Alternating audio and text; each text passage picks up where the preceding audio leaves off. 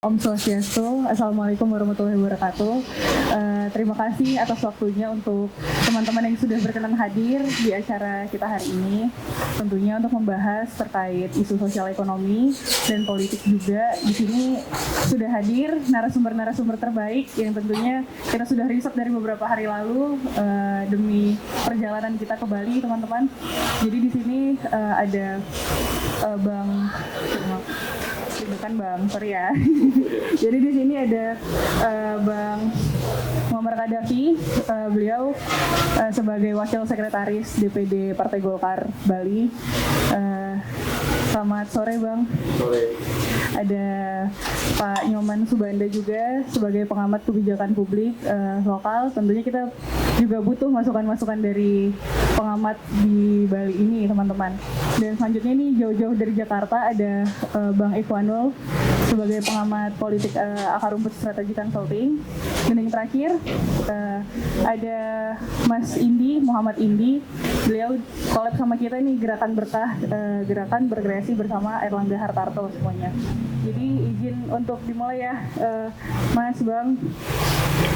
Yang pertama mungkin saya ingin bertanya sama Muhammad Indi sebagai jubir dari Gerakan Berkah. Bang, gimana nih sebagai Gerakan Berkah, gerakan anak muda, perwakilan anak muda yang saat ini tentunya fokus di isu kepemudaan dan sosial ekonomi.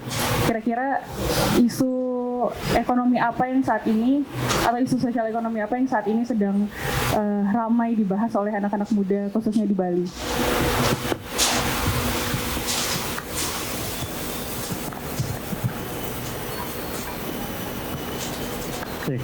Oke. Selamat sore teman-teman semua. Om Swastiastu, Namo Buddhaya, Salam Kebajikan. Perkenalkan, nama saya Muhammad Indi. Saya selaku jubir dari Gerakan Berkah. Terima kasih atas sambutannya, Mbak Liba. Jadi isu ekonomi yang biasanya yang ada di Bali ini, yang sering diomongi oleh anak-anak muda itu terkait UMKM biasanya, Mbak Diba dan teman-teman semua. Jadi kemarin saya sudah bertemu dengan beberapa teman-teman di Bali. Saya ngobrol, saya coba menggali isu ekonomi apa sih kira-kira yang sedang banyak dibahas sama teman-teman di Bali ini. Nah, mereka memang salah satunya isu ekonomi ini terkait UMKM, pertumbuhan UMKM di Bali ini yang memang cukup banyak diperbincangkan lah belakangan ini. Terlebih dari setelah pandemi sampai saat ini itu alhamdulillah beberapa UMKM itu udah mulai tumbuh lagi, udah mulai pulih lagi, sehingga memang beberapa anak-anak muda memang mendirikan UMKM ini untuk memang memajukan perekonomian daerah ini melalui UMKM itu sendiri. Jadi UMKM ini terkait ekonomi itu pembahasan yang mungkin saat ini masih banyak dibicarakan sih di Bali. Ya? Paling laku. Berarti boleh dijelaskan mungkin sebelumnya gimana sih Gerakan Berkah ini sampai bisa membahas terkait isu-isu UMKM gitu, kemudian mungkin ada prakerja, kalau bisa dijelaskan mungkin teman-teman juga gitu. Oke, mungkin sekalian aku menjelaskan ya. Mungkin ada beberapa teman-teman di sini yang mempertanyakan apa sih Gerakan Berkah, apa sih tujuannya dari Gerakan Berkah ini sendiri. Jadi Gerakan Berkah itu berkreasi bersama Erlangga Hartarto, di mana kita sudah keliling di berbagai daerah, kurang lebih 55 kota dari 8 provinsi. Kita sudah keliling untuk mensosialisasikan program kerja dari pemerintahan Jokowi, khususnya ini di bidang perekonomian, yang mana Menko Perekonomian itu Pak Erlangga Hartarto.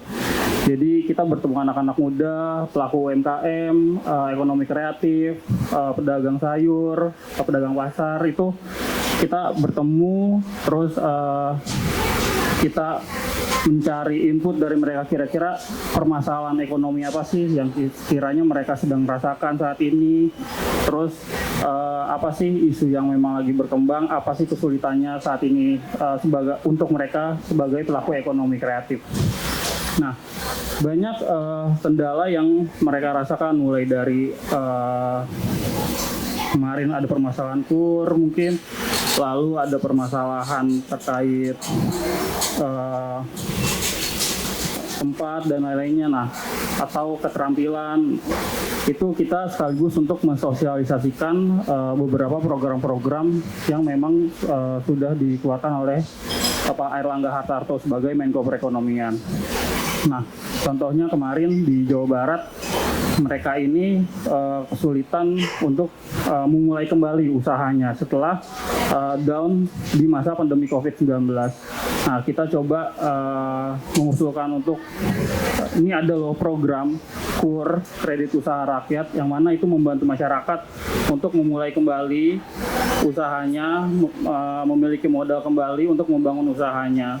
Lalu ada juga di Garut kalau nggak salah, mereka pengen tuh ada keterampilan yang mereka punya lah. Nah itu kita coba anjurkan untuk ikut aja prakerja. Gimana prakerja ini kan salah satu program yang dikeluarkan Pak Airlangga untuk membantu masyarakat ini yang kemarin sempat putus kerja ataupun yang baru lulus kuliah.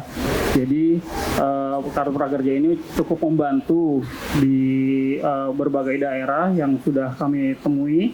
Anak-anak mudanya sangat terbantu dengan program-program kartu prakerja karena mereka bisa mendapatkan keterampilan yang baru, mereka bisa punya keahlian yang baru untuk memulai kerjaan yang baru, kurang lebih itu sih. Berarti secara tidak langsung sebagai penjembatan antara masyarakat kemudian ke...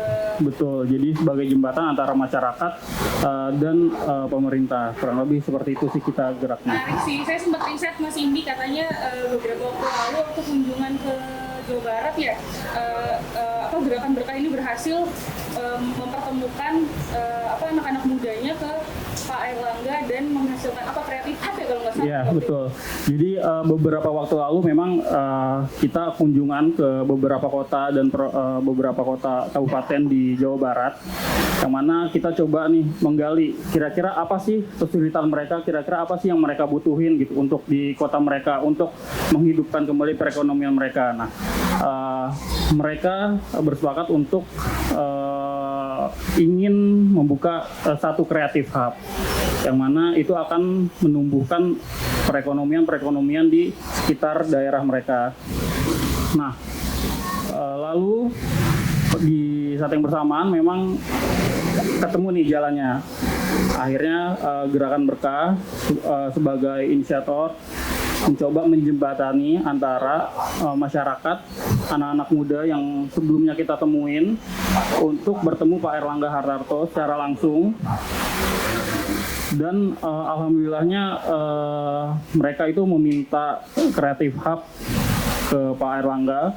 Alhamdulillah itu sudah diberikan. Jadi sekarang gimana caranya ya, mereka sedang mengembangkan komunitas-komunitas kreatif di Jawa Barat, kurang lebih seperti itu sih.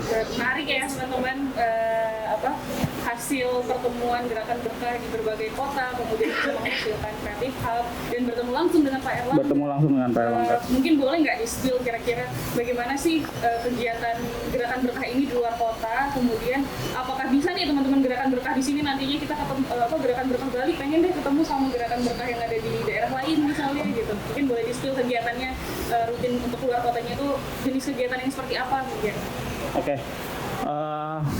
Gerakan Berkah sendiri membuat event di luar kota itu biasanya membuat kegiatan yang pertama tadi mensosialisasikan program-program kerja Pak Presiden Jokowi khususnya di bidang ekonomi yang mana Menko-nya itu Pak Airlangga Hartarto, yaitu beberapa program-program kerjanya seperti KUR, prakerja itu kita coba untuk memberitahukanlah kepada masyarakat bahwa ternyata ada loh program kerja yang memang dikhususkan nih untuk membantu perekonomian masyarakat gitu. Apalagi di masa setelah pandemi COVID-19 kemarin, mereka cukup terpukul ya karena musibah itu. Jadi beberapa dari mereka memang sangat terbantu atas program-program kerja dari Pak Erlangga Hartarto itu sendiri. Lalu setelah itu kita juga membuka ruang untuk mereka untuk kita lah mengambil input kira-kira apa sih yang mereka butuhkan, apa yang mereka mau dari gerakan ini, apa sih kebutuhan mereka di setiap kotanya. Lalu outputnya kita juga ya tadi memberikan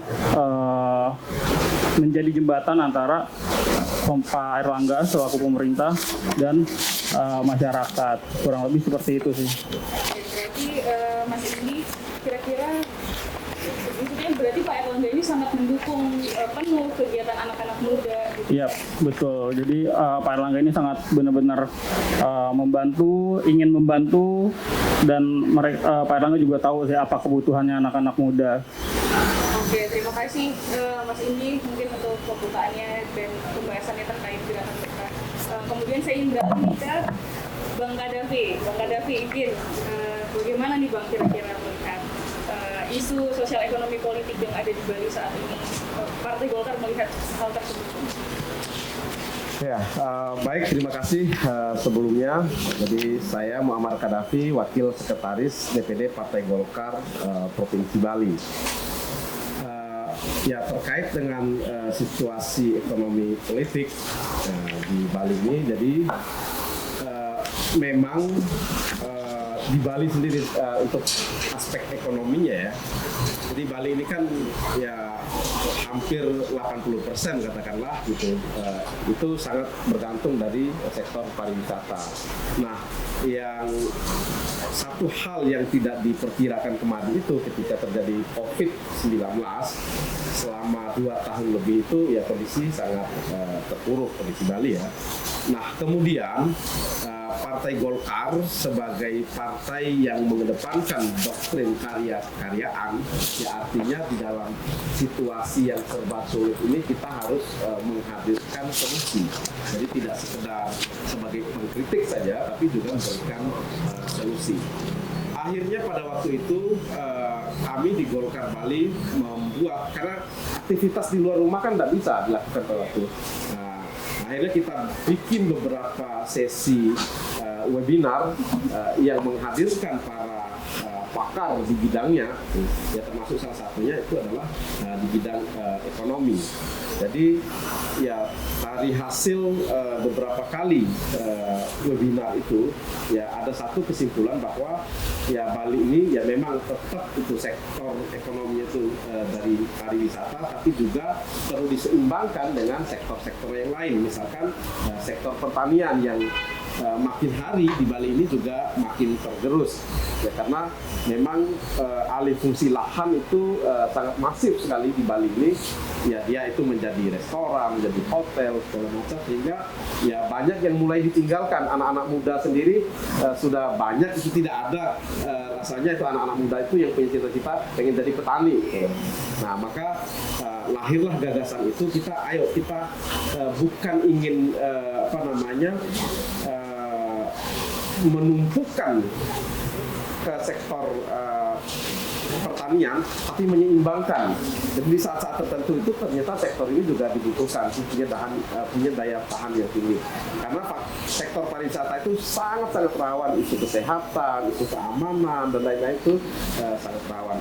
Sehingga kemudian Golkar Bali juga itu melakukan langkah-langkah konkret pada waktu itu. Jadi di masa pandemi itu kami ajak juga anak-anak muda gitu, sehingga ada yang namanya petani Golkar milenial. Kami juga mengorganize bekerja sama dengan kelompok-kelompok anak-anak muda yang bergerak di bidang pertanian. Jadi kami melakukan pelatihan, kemudian juga membagikan bibit alpukat pada waktu itu, yaitu alpukat jenis khas. Jadi ini alpukat yang hasilnya buahnya cukup mahal gitu, karena saat ini masih diimpor. Kenapa? Jadi kita melihat, jadi di Bali ini kan karena keterbatasan lahan pertanian, mungkin ya tidak seluas di Kalimantan, di Jawa, Sumatera itu.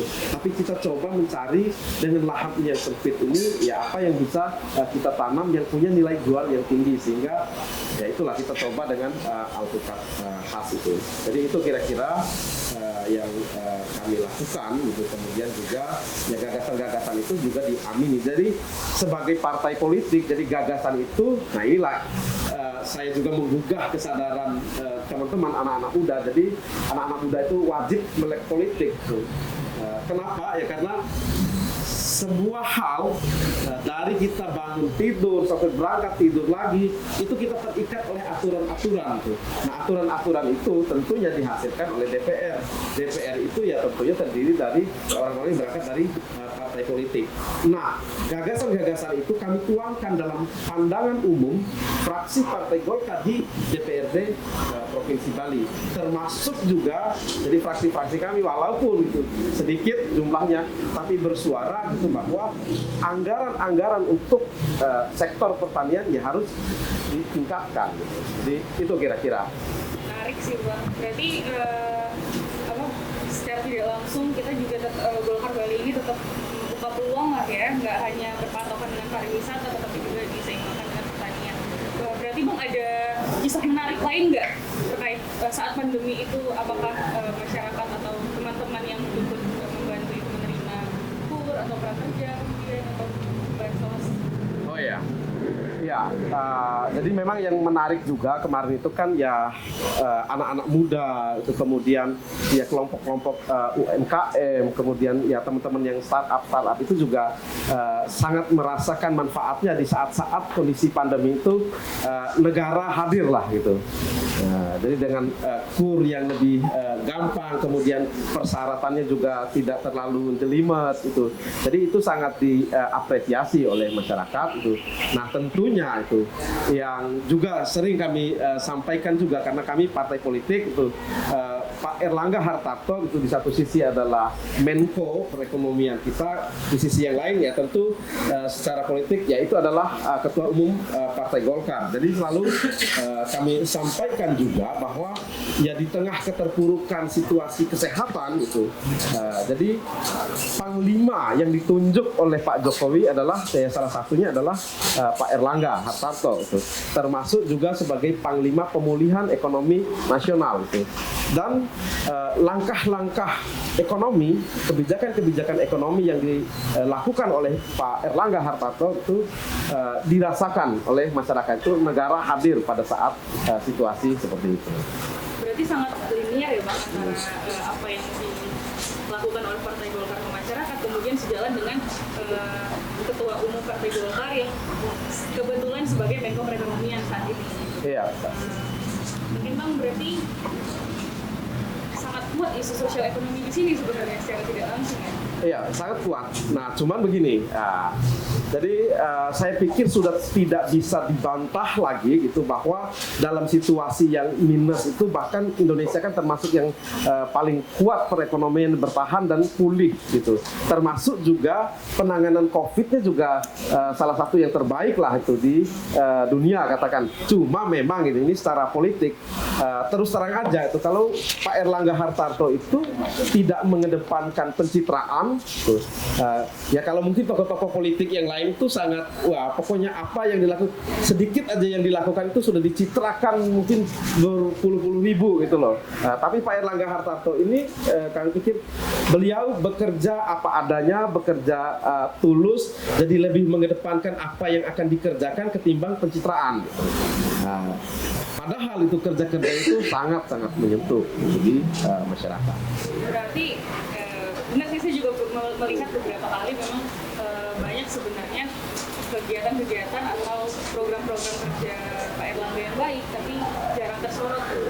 Berarti Bang kira-kira apa sih langkah Partai Golkar Bali khususnya dalam memenangkan atau memenangkan Partai Golkar khususnya pada pilpresan?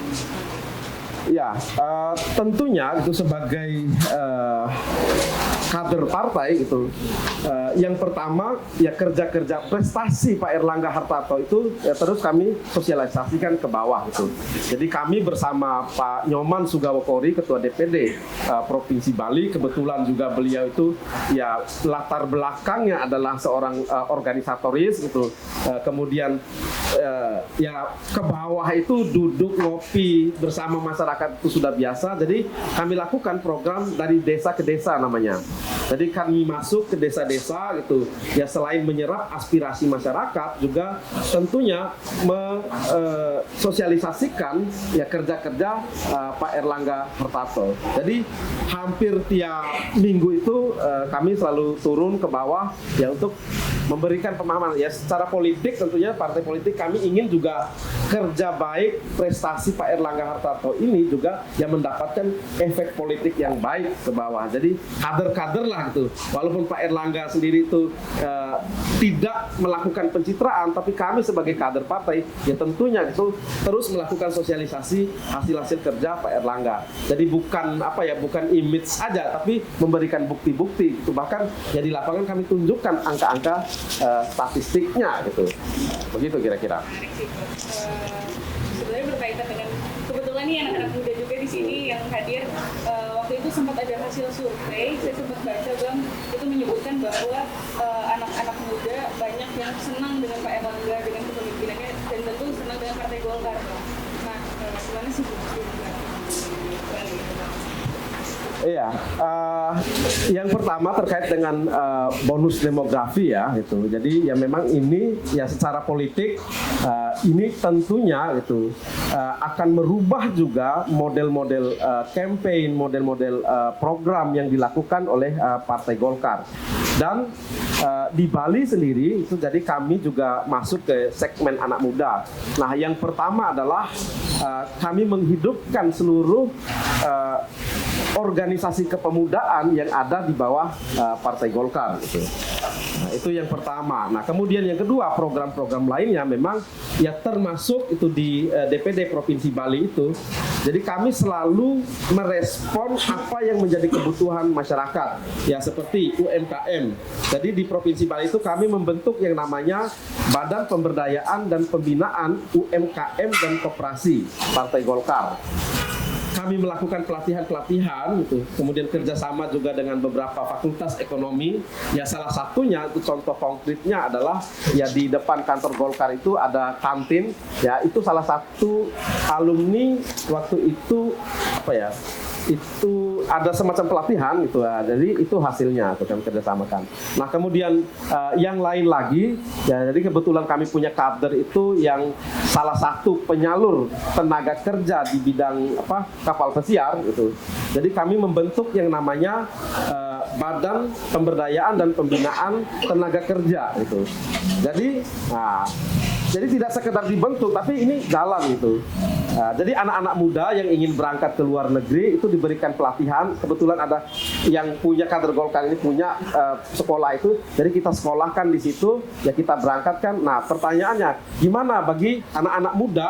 Nah ini juga bisa disampaikan ke teman-temannya atau teman-teman sendiri barangkali ingin kerja di kapal pesiar gitu, tapi tidak punya modal. Jadi sekaligus itu. Jadi kami juga di situ membentuk juga koperasi. Gitu. Jadi untuk apa? Bagi yang tidak mampu misalkan itu ya bisa pinjam di koperasi ini untuk berangkat ya nanti dicicil dari gajinya. Jadi itu langkah-langkah konkret yang kami lakukan di segmen anak muda, kemudian untuk tenaga kerja dan juga sektor UMKM.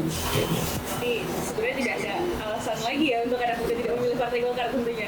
Iya, tentu saja. Nah ini juga menarik juga saya sampaikan kepada teman-teman anak-anak muda gitu bahwa Partai Golkar ini memang itu adalah partai tertua saat ini gitu. Nah, partai tertua tapi juga sekaligus partai masa depan. Nah, kenapa saya katakan sebagai partai masa depan? Jadi ya bukan jual obat ya, bukan ngecap ini, tapi bisa teman-teman lihat itu satu-satunya saya bisa katakan satu-satunya partai yang dimana pemegang sahamnya itu adalah seluruh anggotanya. Gitu. Jadi setiap anggota itu punya hak dan kewajiban yang sama. Jadi bukan partai warisan itu, bukan partai dinasti, bukan partai keturunan tertentu yang harus ini. Jadi siapapun kader Partai Golkar yang punya kemampuan boleh jadi pemimpin di Partai Golkar. Inklusif ya Pak? Inklusif, jadi sangat terbuka sekali itu Partai Golkar ini, dan juga gitu. Nah ini tentunya bagi teman-teman yang ingin berkarir di partai politik, di politik, ya ini bisa menjadi pilihan teman-teman sekalian gitu. Kan tidak ada hambatan gitu loh. Jadi bisa jadi pimpinan di mana saja gitu, asal ya punya kemampuan itu. Nah, dan juga itu ini yang perlu saya ini, yang menjalankan demokrasi internal itu Partai Golkar. Mulai dari pemilihan ketua umumnya di Munas itu sampai pemilihan pimpinan desa, ya itu harus dilakukan melalui musyawarah gitu. Harus dipilih oleh anggotanya gitu. Harus dipilih oleh yang punya hak suara. Jadi tidak ada istilah penunjukan gitu. Nah, itu yang pertama. Yang kedua juga pimpinan tidak boleh sewenang-wenang di Partai Golkar. Artinya dia bekerja berdasarkan aturan. Kalau misalkan itu main pecat-pecat, tidak bisa juga gitu, karena bisa digugat di Mahkamah Partai. Gitu.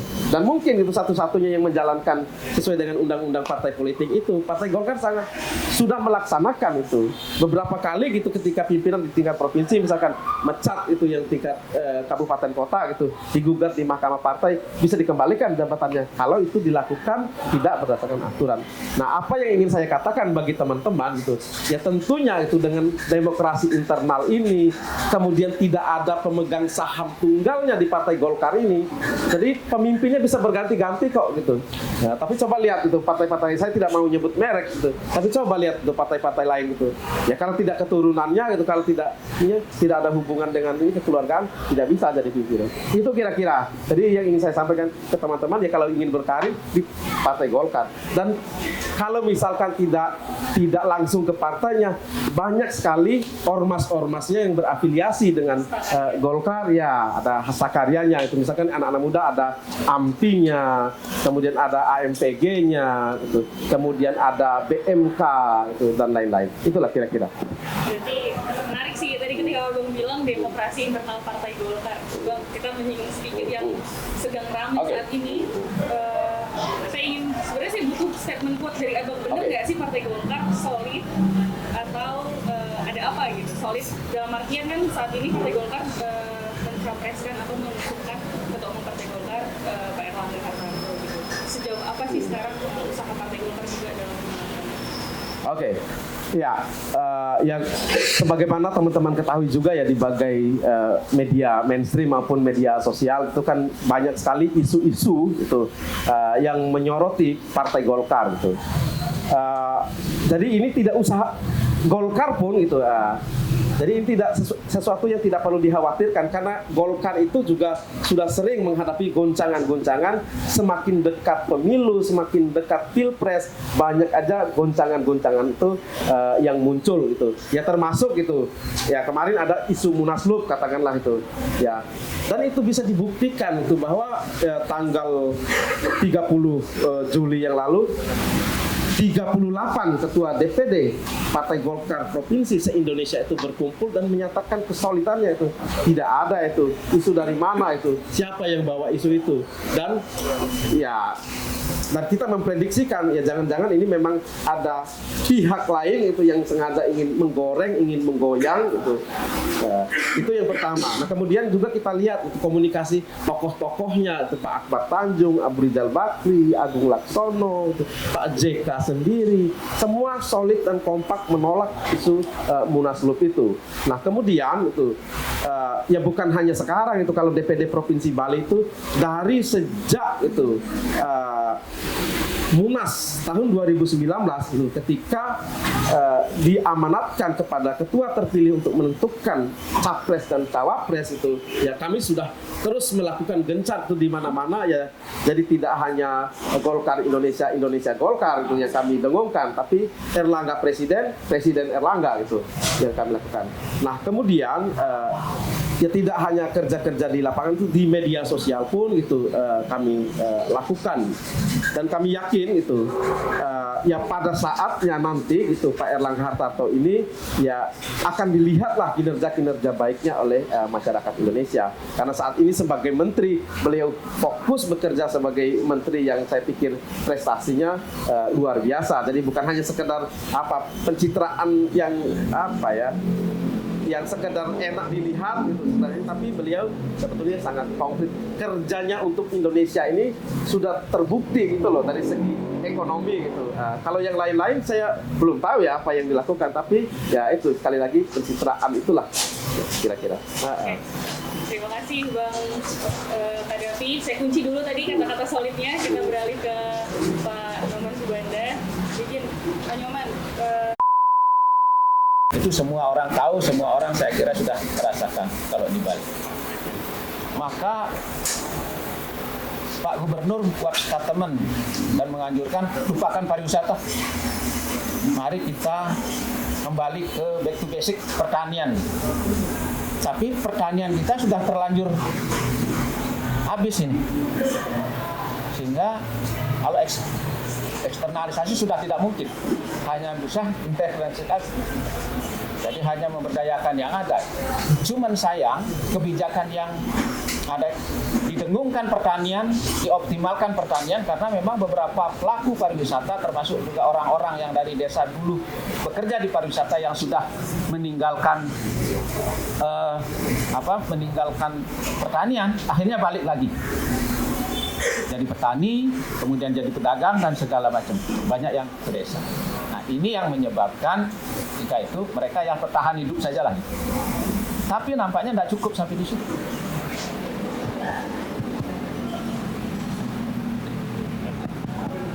Jadi, cuman kebijakan gubernur, arahan dan sekaligus juga keinginan mengajak di situ agak sedikit berbeda dengan kebijakan yang diambil. Contoh misalnya, ketika pertanian mestinya infrastruktur yang dibangun adalah kaitannya dengan pertanian. Kemudian insentif yang diberikan itu adalah ke pertanian. Nah,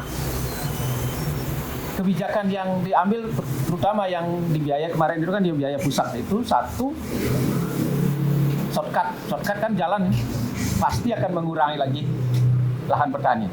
Kemudian akan ada tol di Limanuk dan Pasar, pertanian pasti akan berkurang. Kemudian ada PKB, Pusat Kesenian Bali, yang itu juga lahan pertanian segala macam. Nah, ada memang yang dibiayai pusat juga bendungan, beberapa bendungan itu memang akan kepada pertanian. Tapi ini tentu artinya memang pro dan kontra sekaligus juga dapat dikatakan bingung juga gitu. Kalau pertanian dipertahankan juga sudah lahannya sudah sedikit. Kalau pariwisata ketika mereka ada goncangan seperti ini itu apa? Ya syukur Covid sudah selesai dengan penanganan yang luar biasa dan akhirnya kembalilah pariwisata. Akhirnya memang saat ini pariwisata masih hidup. Kita rindu turis, kita rindu pariwisata. Nampaknya yang pertama yang booming itu adalah domestik yang banyak, lumayan bergeliat. Saat ini ada pariwisata yang WNA itu atau yang mancanegara. Muncul problem baru.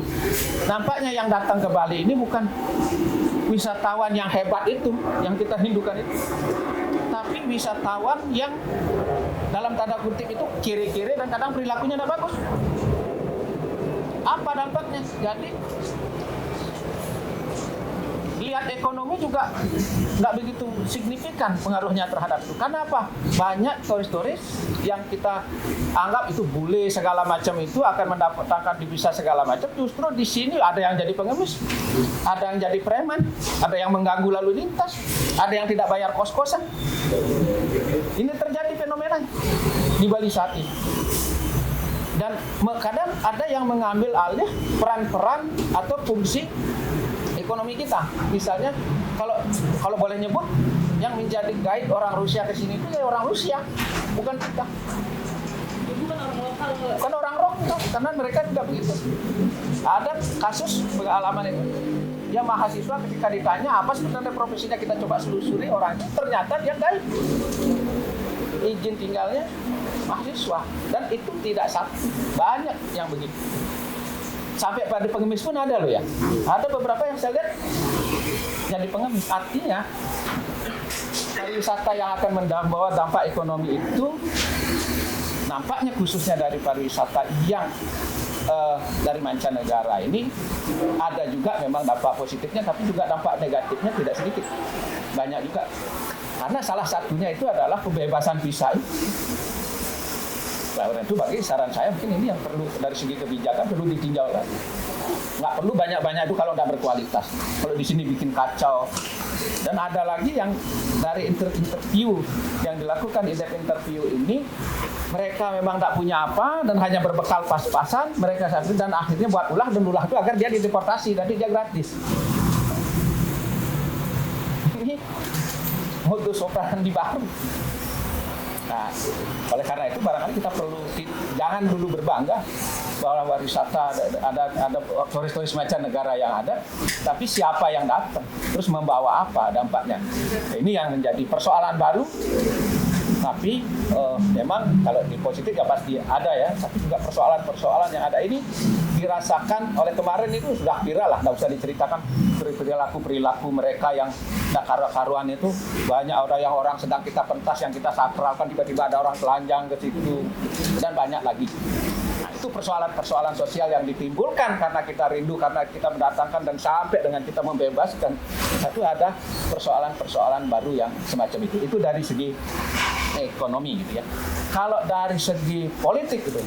Nah, Bali ini pada dasarnya itu adalah mempunyai konstruksi budaya yang sudah terkonstruksi dari lama sebenarnya, yang disebut dengan negara Mawetate, Guru Wesese, ya seperti itu. Mungkin teman-teman yang dari Bali tidak asing itu. Itu sudah ada di tulisannya.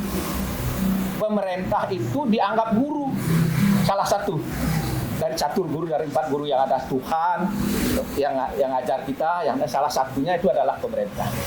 Alpaka guru kalau melawan pemerintah, melawan itu dianggap lawan guru, maka itu dianggap karmanya tidak bagus. Oleh karena itu apapun yang menjadi kebijakan pemerintah, baik pusat segala macam, itu orang Bali pasti tunduk. Sehingga jarang ada orang Bali demo terhadap pemerintah. Ini konstruksi budaya yang berkembang. Negara mau tata gitu. Negara berhak mengatur. Di masyarakat Bali itu sudah seperti itu. Jadi kalau itu representatif negara dan itu dianggap itu akan mencerminkan kebaikan ke depan, menjadi hal yang lebih baik, akan mensejahterakan, dilayani dengan baik. Ketika mereka tidak mengalami hal-hal yang semacam itu, maka kekecewaan besar akan terjadi pada dekat. Nah, ini yang saya maksud, kalau salah mengambil kebijakan segala macam, padahal mereka sudah terkonstruksi semacam ini. Konstruksi masyarakat Bali yang berkembang dari lama sampai dengan sekarang itu. Kalau interaksi masyarakat dengan masyarakat luar, kenapa masyarakat Bali kok adem-adem saja? Saya baca tulisannya Rescue dari Perancis tentang Bali ketika ada bom Bali. Kenapa? Itu adalah test case bahwa ujian tentang heterogenitas, daya tahan Bali terhadap intoleran segala macam itu. Ternyata Bali tidak bergejolak, tidak anti-Islam segala macam. Begitu juga sebaliknya. Karena konstruksi masyarakat Bali, Islam itu adalah nyama Islam, nyama Kristen, nyama Jawa, nyama itu dia adalah saudara. Menyakiti saudara dan nggak ada gejolak apapun, walaupun hukum harus ditinggal. Jadi kita yang ada itu begitu menyebabkan turis pun kita anggap nyama saudara. Nyama Bali, nyama Islam, nyama Hindu, itu konstruksi kita. Sehingga itu yang menyebabkan Bali itu jadi terjaga heterogenitasnya, terjaga multikulturalisnya itu, termasuk juga dengan mancanegara sangat ya sering sekali, cuman goda-godaannya sering gitu ya. Ada hal-hal yang ekstrim yang dialami, termasuk juga ada gesekan-gesekan yang kecil, termasuk yang bom itu ya, bom Bali segala macam itu juga ada isu-isu yang lain gitu.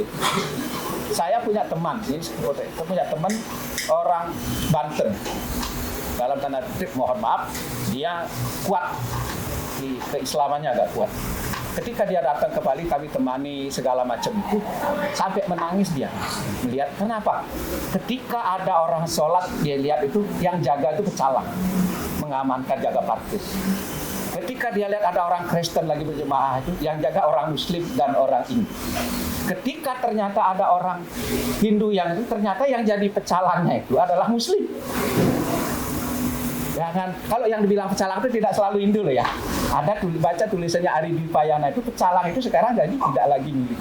Karena dalam perda kita itu yang disebut dengan desa adat itu, Kalamutamio itu, siapapun yang ada di situ itu adalah sudah menjadi anggota warga desa adat. Cuman dia tidak boleh masuk ke parayangan saja. Ke pura-pura itu tidak boleh. Kita tidak nyentuh sampai ke situ. Tidak mewajibkan dia sampai ke ibadah.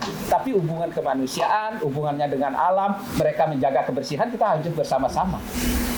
Heterogenitas ini Toleran ya, Pak? sangat toleran karena konstruksi budaya kita itu adalah seperti itu. Nyame Bali, nyame Islam, nyame Kristen, nyame Terbuka tapi tetap menjaga. ya dah. Sampai nangis saya bilang itu, tapi sampai segininya loh ya. Saya melihatnya dari jauh, ternyata dia lihat. Saya ajak ke Kintamani, saya ajak ke Buleleng. Ini yang realnya ada. Saya bilang inilah yang tertanam dari leluhur kita, baik yang ditanamkan oleh teman kita dari Muslim. Dan ini ternyata ada historisnya. Ketika orang Bali, Raja Bali mengintervensi Lombok dan kemudian membawa orang Lombok dan Muslim, dia tidak mengindukan.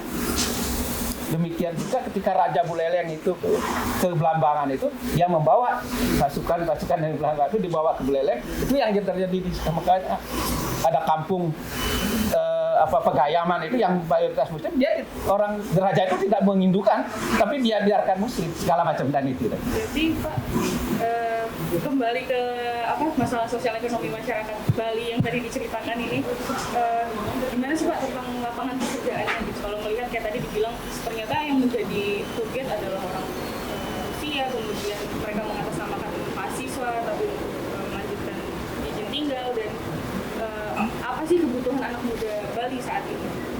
Oke, saya coba tidak memakai hasil pengamatan saya.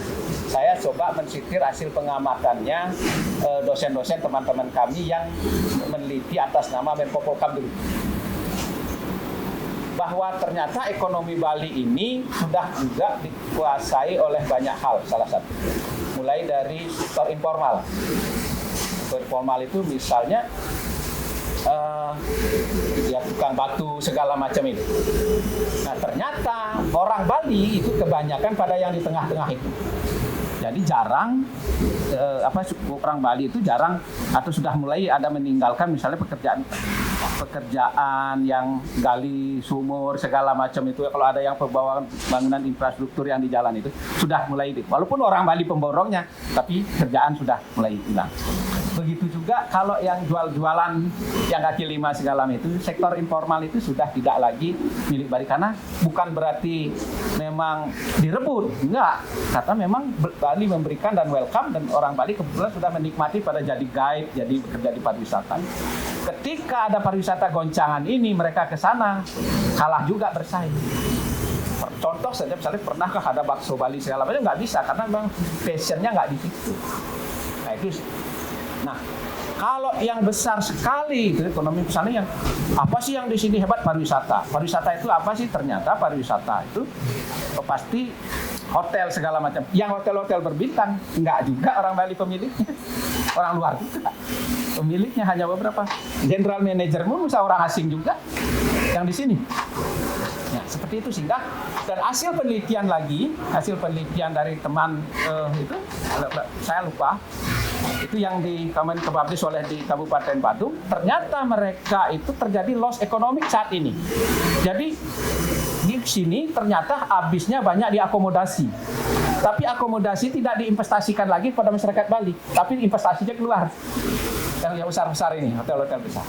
Loss ekonomi yang lain, ada orang asing yang sewa tanah bekerja sama dengan penduduk lokal. Di situ dia membuat homestay atau guest house segala macam itu, sehingga dia tidak tergolong villa, tidak tergolong hotel, jadi tidak bayar apa-apa pun. Jadi pendapatan kita dari pajak itu nggak ada.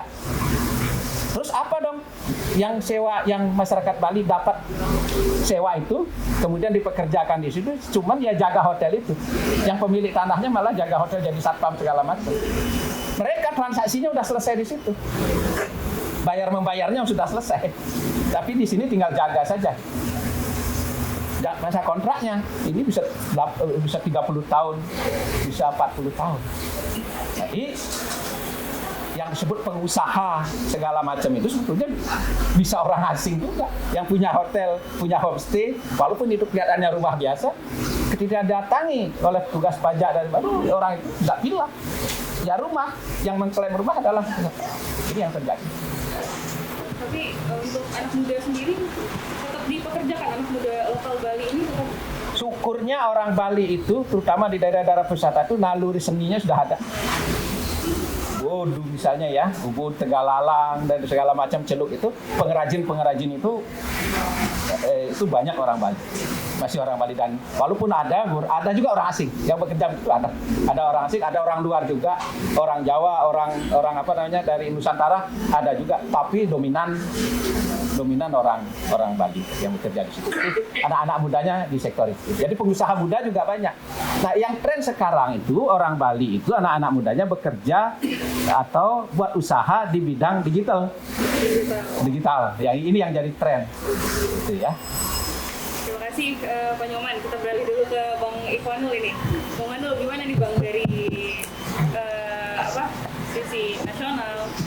Abang kita datangkan dari Jakarta nih, khusus kita teman-teman pengen tahu tanggapan Abang terkait bagaimana melihat isu sosial ekonomi dan politik saat ini. Kemudian mungkin tadi kalau dari lokal kan dijelaskan bagaimana kondisi sosial ekonomi Bali gitu. Tanggapan Abang juga bagaimana?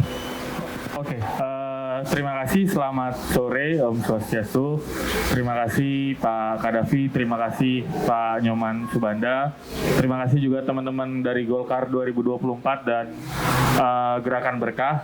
Sebenarnya menanggapi pertanyaan dari Mbak Faradiba dan kita tarik dalam konteks tema kita hari ini, bagaimana isu sosial ekonomi menuju pemilu 2024. Kemudian di sini juga ada teman-teman yang saya bisa bilang seusia lah dengan kita, bahwa saya melihat bahwa ke depan, khususnya di tahun 2024, memang ada satu isu, ada satu fenomena yang sebenarnya ini bisa menjadi concern bersama, dan khususnya untuk anak-anak muda, tidak hanya di Bali ya Mbak Adiba, tapi juga nanti di skalanya di nasional, kita akan menghadapi namanya bonus demografi, yang mana kita seusia kita akan menjadi leaders, menjadi pemimpin-pemimpin di perusahaan, di sektor-sektor formal maupun sektor-sektor informal, dan ini harus menjadi isu yang bisa ditangkap atau isu yang bisa menjadi isu bersama untuk sama-sama kita bahas, khususnya menjelang tahun politik 2024 nanti gitu, menjelang pemilu tahun 2024. Kalau kita bicara konteks, misalnya konteks kebijakan publik di masing-masing daerah, harusnya ini menjadi concern dari masing-masing pemerintah daerah dan juga menjadi concern pemerintah nasional. Dan saya melihat bahwa isu tenaga kerja, terus juga kita juga akan menghadapi ancaman iklim.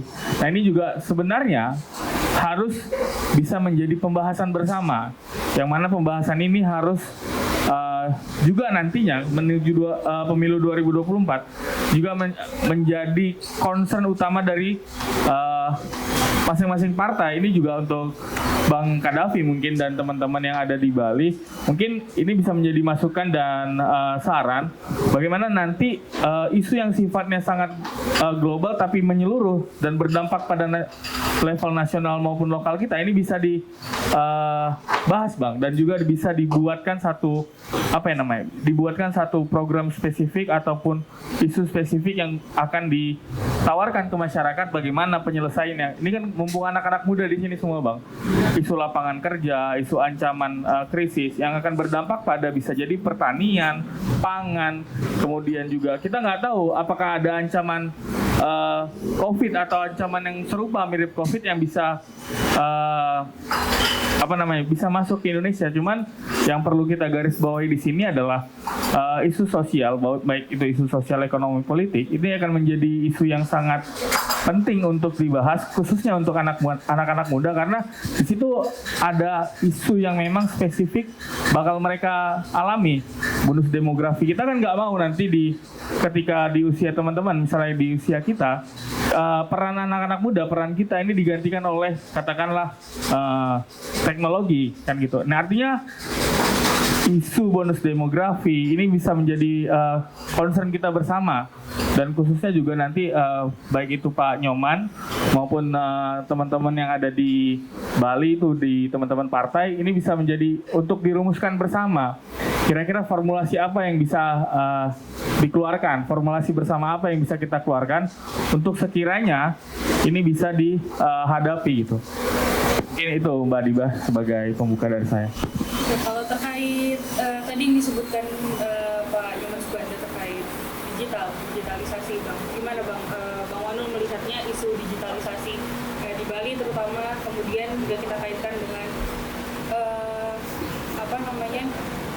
ekonomi kreatif. Jadi kan sempat dibahas terkait ekonomi, Bang. Ada tanggapan nggak, Bang?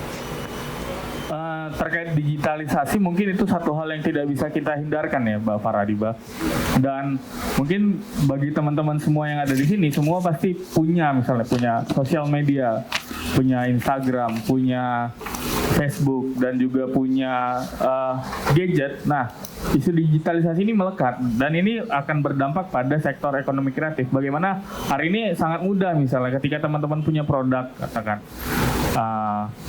bingung untuk menjualnya, katakan ya kita punya banyak platform, misalnya platform e-commerce, kemudian kita bicara misalnya dalam konteks yang lebih luas, peran pemerintah, katakan hari ini pemerintah sudah sangat concern terhadap isu digital. Menarik misalnya ketika Mas Indi bilang soal sudah mensosialisasikan banyak program pemerintah khususnya yang ada di bidang ekonomi. Kalau teman-teman sadar, mungkin di sini semua atau di sini ada yang pernah daftar kartu prakerja. Nah, ini bentuk digitalisasi yang sebenarnya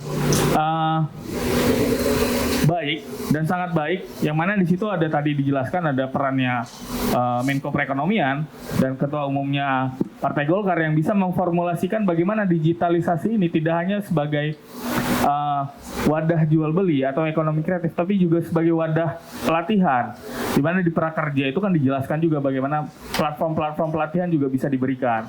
Nah, ini juga menjadi menjadi penting gitu Mbak Faradiba, untuk sekiranya teman-teman di sini semua untuk jangan takut gitu, karena memang semua sudah tersedia, bahkan pemerintah sendiri sudah mempersiapkan itu kepada kita semua untuk bisa beradaptasi dengan isu digitalisasi itu. Berarti sebenarnya peran pemerintah, terutama kolaborasi antara Menko Perekonomian, Pak Erlangga Hartarto dan juga Pak Presiden Jokowi ini sangat baik ya, Bang Wanul. Mungkin saya ingin beralih ke Bang Indi dulu.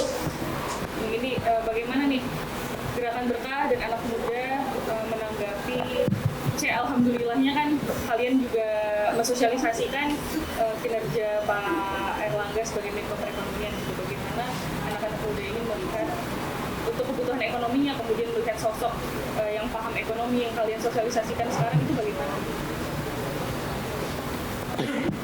Oke. Gini teman-teman, di beberapa kota kita selalu mensosialisasikan sosok Pak Erlangga Hartarto ini sebagai Menko Perekonomian dan juga program-program kerjanya. Nah,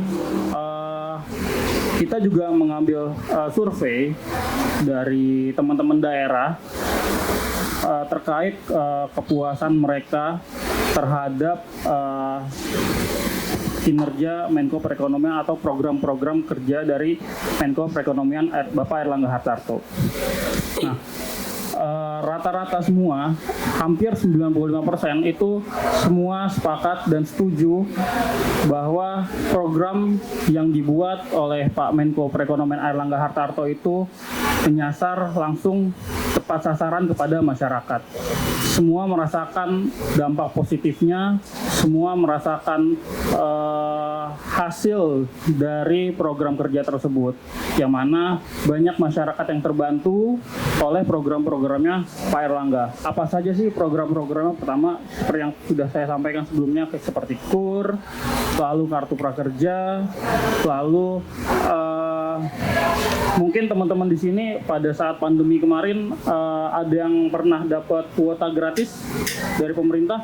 Nah, itu juga salah satunya usulan dari program Pak Menko Perekonomian Erlangga Hartarto untuk kalian teman-teman anak-anak muda ini tetap bisa terus belajar dari jarak jauh. Berarti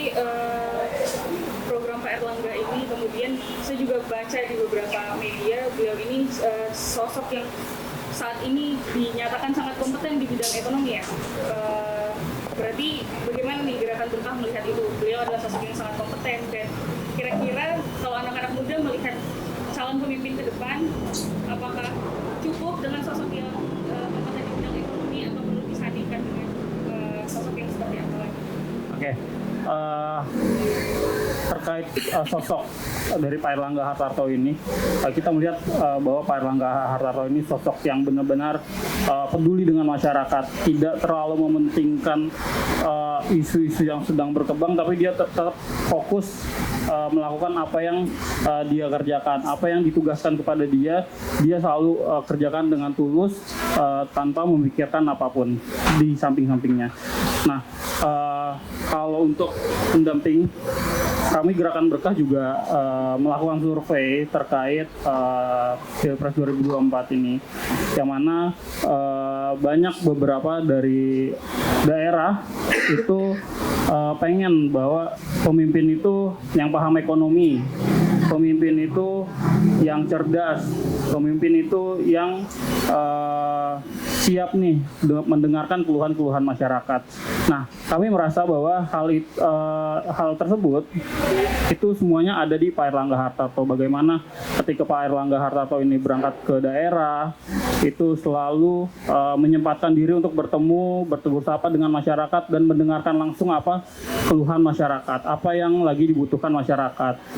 Jadi kami menilai bahwa Pak Erlangga Hartarto ini sosok yang sangat berkompeten di bidang perekonomian, seperti itu. Terima kasih Bang Tarefi. Izin. Tadi sudah mendengar bahwa dari anak-anak muda, khususnya Gerakan Berkah, mereka mendambakan sosok Pak Erlangga Hartarto yang mana beliau paham dan kompeten di bidang ekonomi. Kalau Partai Golkar sendiri melihatnya bagaimana? Ya, tentunya dengan adanya respon anak-anak muda seperti itu, ya tentu kami bangga gitu. Ya tentunya ini ya dalam tanda kutip adalah nilai jual, kelebihan Pak Erlangga Hartarto itu yang saya pikir anak-anak muda ini kan adalah kelompok yang kritis, kemudian kelompok yang rasional gitu. Jadi ya tidak lagi mengedepankan hanya sekedar pencitraan di media sosial gitu dengan berbagai macam action yang dilakukan gitu.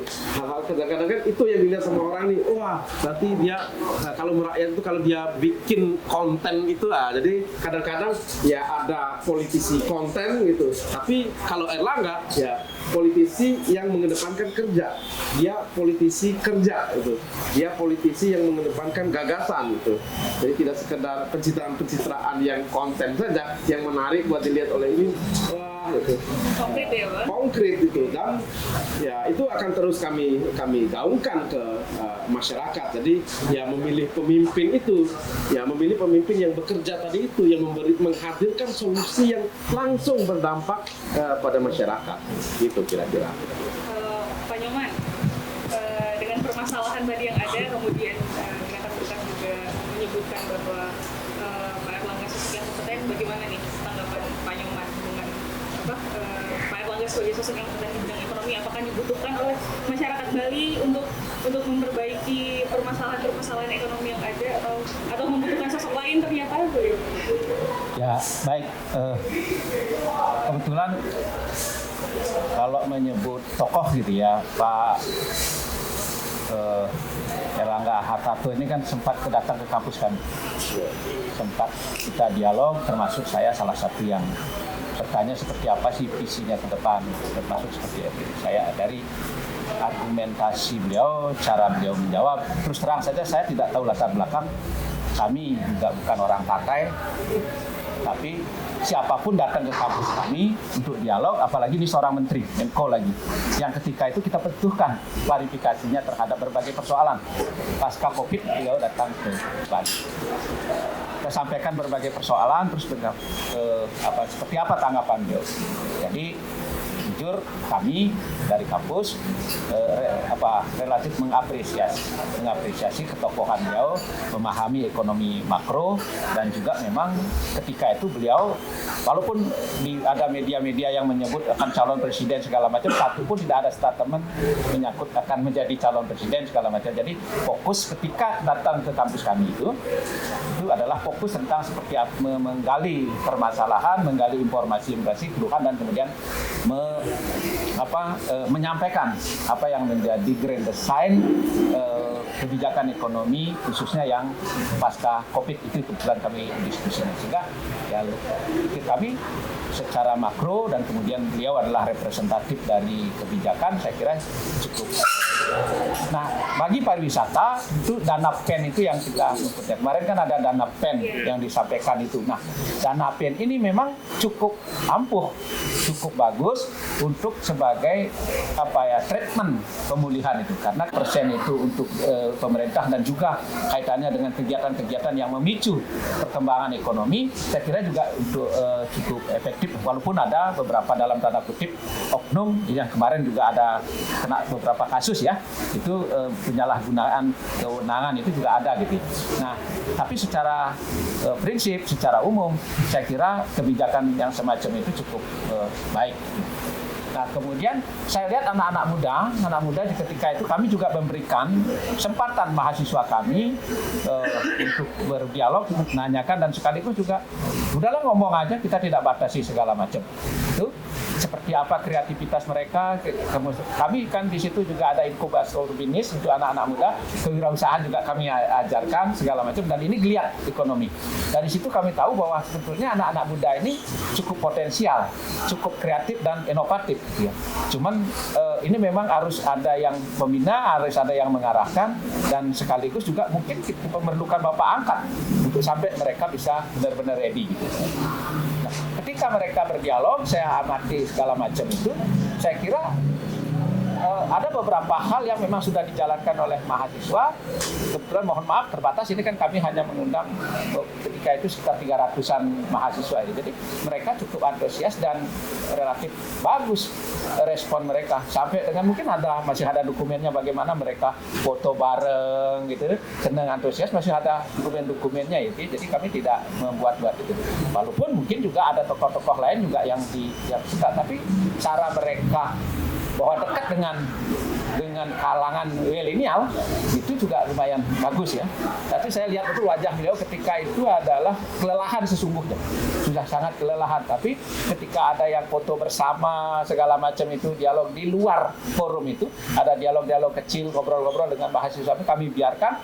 Ya ternyata memang saya pikir juga responsif terhadap generasi muda kami, saya gitu. Tidak mencampur adukan, tapi menyempatkan waktunya untuk anak-anak muda juga, kemudian program training juga. Ya, kebetulan itu yang beliau lakukan, dan itu yang kami lihat waktunya ketika itu tidak banyak ya. Hanya kalau tidak salah 1,5 jam di kampus kami. Terima kasih Pak Nyoman. Mau balik lagi ke Bang Kadafi. Bang, langsung saja nih kita ke pertanyaan politik. Oke. Nah, sih arah koalisi Partai Golkar sekarang, Bang. Kita nih kepo, selama ini kayak kita di berita kita baca Partai Golkar mau ke koalisi Indonesia, koalisi Pak Prabowo, kemudian ada juga yang mengaitkan ingin ke koalisinya PD. Berita nih, Bang. Iya, ya sebagai kader di daerah, ya tentunya ya terkait dengan arah koalisi, yaitu kami serahkan sepenuhnya. Jadi, nah ini juga yang perlu dipahami terkait dengan isu baik internal Golkar itu. Jadi seolah-olah ini sedikit nih flashback lagi nih. Jadi seolah-olah itu Erlangga itu harus mendeklarasikan dirinya sebagai presiden itu. Padahal gitu sebetulnya amanat dari keputusan Munas tahun 2019 itu adalah memberikan kewenangan kepada ketua terpilih untuk menentukan calon presiden maupun calon wakil presiden. Nah, itu dulu yang ini, sehingga tidak bisa itu misalkan ada ya di internal itu mendorong, ayo Erlangga segera deklarasi, segera deklarasi. Tapi ya saat ini ya Golkar tentunya itu menunggu momentum yang baik lah gitu, karena memang juga gitu yang harus kita sadari, jadi di balik atau baru saja gitu perekonomian kita itu pulih gitu. Jadi sebetulnya Pak Erlangga sendiri itu ya mungkin menyelesaikan tugas-tugas berat itu dulu gitu loh.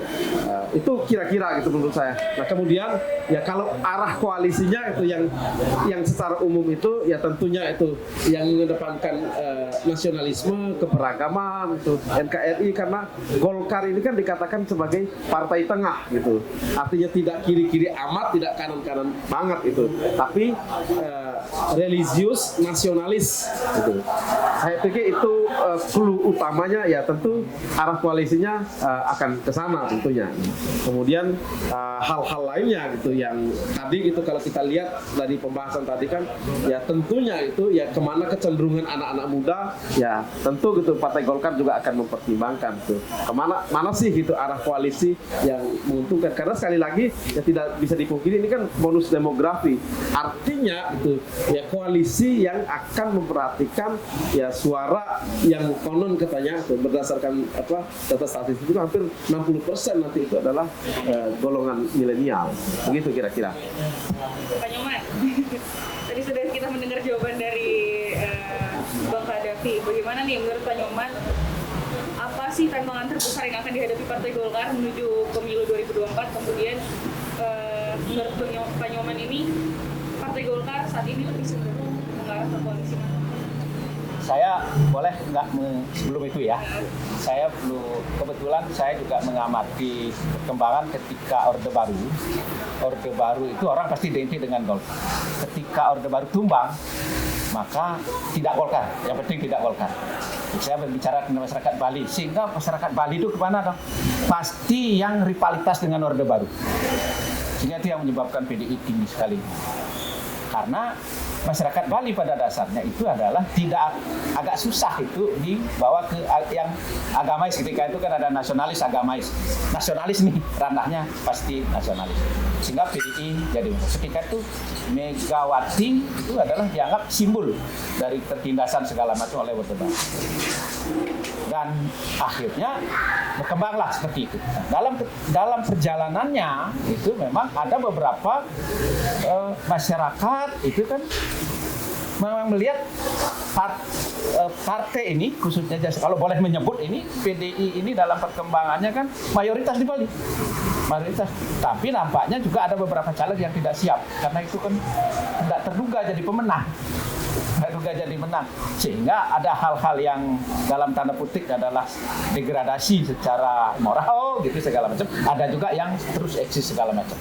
Tapi masyarakat Bali itu tidak gampang langsung pindah partai, tidak gampang seperti itu, terkecuali ada figur yang luar biasa hebatnya yang gitu. Nah, saya lihat dua partai ini nampaknya mempunyai masa satu tradisional.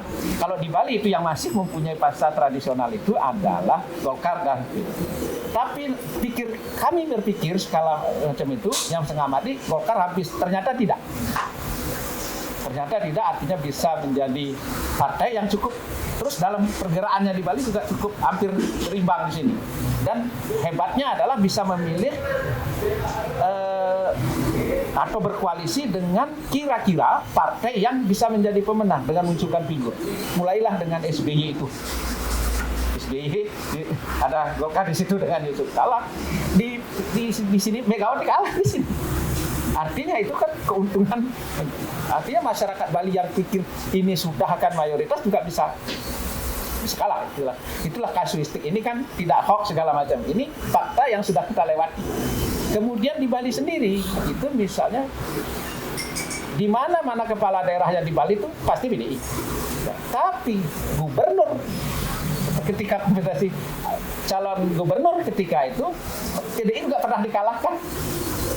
Ketika Pak Mangku PS3 lawan Kuswoyo yang ketika itu lembaga surveinya mundur semua karena 0, sekian selisihnya. Ya.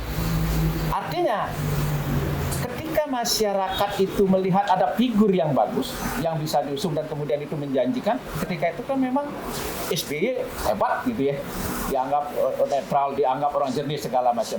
Jadi masyarakat Bali juga SBY pilihannya ketika itu. Demikian juga ketika Mangku Pastika adalah pahlawan karena itu bom Bali, kan itu jadi pahlawan ketika ditunjuk oleh Polri untuk jadi hebat. Nah, kalah sempat. Dan ada beberapa daerah itu sempat juga Golkar menang ketika itu jadi kepala daerahnya. Artinya ketika kita sedang dari mana sih unsur menangnya, ternyata memang ada beberapa masyarakat itu pemilih tradisional yang memang tetap tidak ikut hiruk pikuk itu. Nah, di akhir-akhir ini saya lihat itu kebangkitan ketika partai lain juga biasa-biasa saja gitu, partai PDI masih berkuasa segala macam, itu juga ada prestasi, di satu sisi juga ada biasa-biasa saja.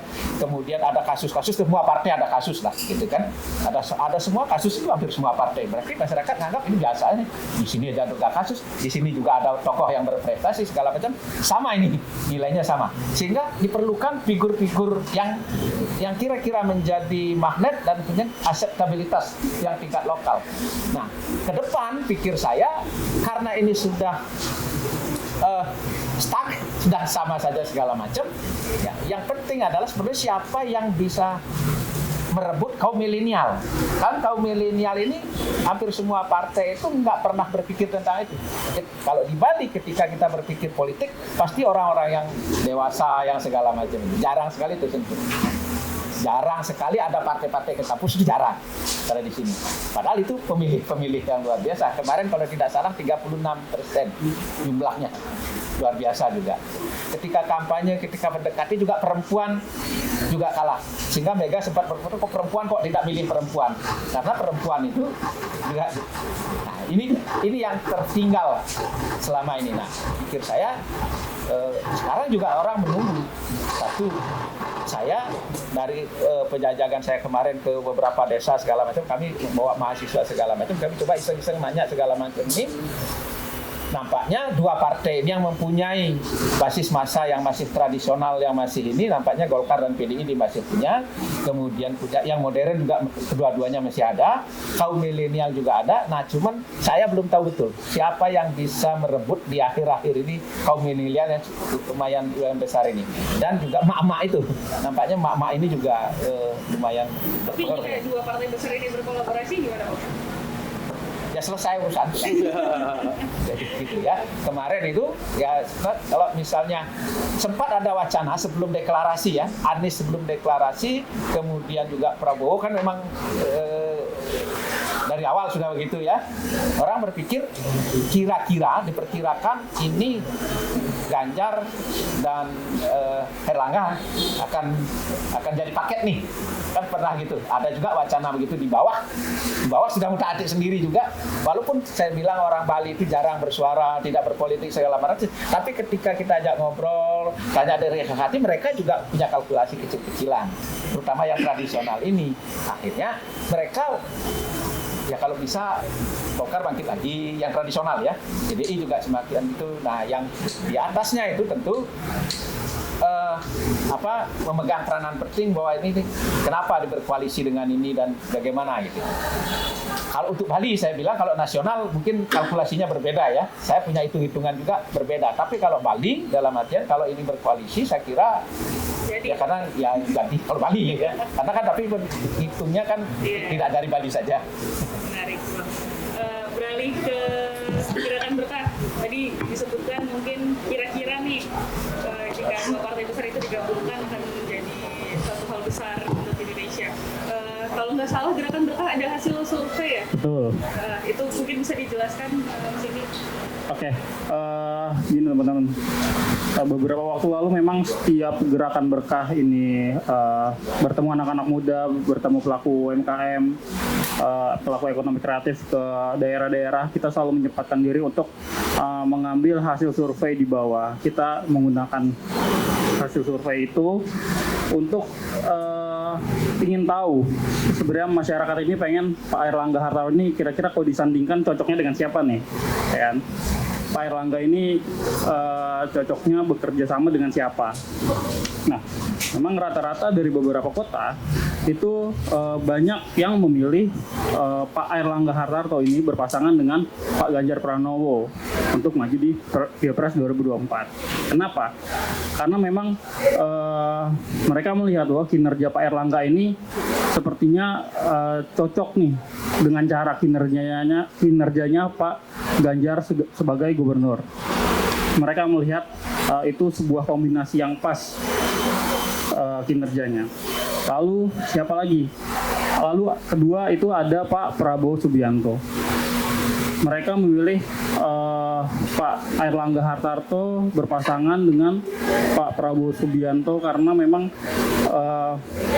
Pak Airlangga ini dan Pak Prabowo ini memiliki kedekatan yang sangat dekat lah, sama-sama ada di parlemen pemerintahan di Jokowi saat ini, sudah saling mengenal satu sama lain, dan mereka berharap gitu dari hasil-hasil tersebut, dari kerjasama tersebut di 2024 nanti mereka ingin Pak Airlangga Hartarto ini berpasangan dengan Pak Prabowo Subianto, kurang lebih seperti itu, Mbak. Jadi banyak yang memilih juga antara Pak Airlangga Banyak. dan Pak Ganjar. Betul. Oke, kita kunci. Kita ke Bang Manul. Bang Manul, gimana Bang Manul menanggapi hal tersebut?